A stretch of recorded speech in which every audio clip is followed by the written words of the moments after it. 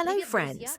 This is another episode of the program Empire of Lies, in which we discuss manipulation and disinformation in the Russian media.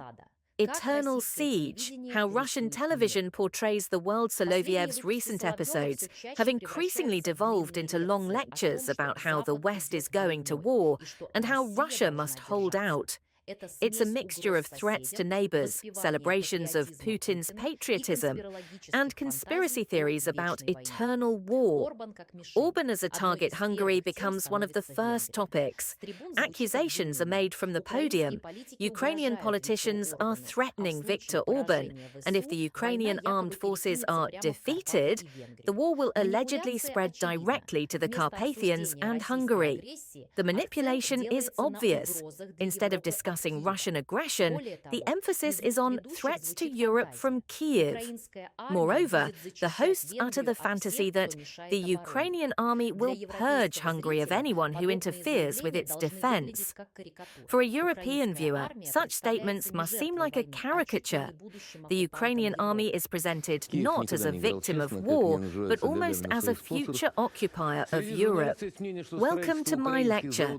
Kyiv has never played fair, just as they don't profit from their sponsors for years. There is an opinion among journalists that the construction of Ukrainian factories in Europe is another money laundering scheme, which could later become expensive as Denmark. At the same time, Zelensky allows himself to dictate, the current Prime Minister of Hungary, whom to listen to, who to buy energy resources from. And Kyiv's hangers-on are brazenly and directly threatening Viktor Orban. Orban is an idiot. Is he playing along with Putin, or is he simply an enemy, and therefore playing along with Putin?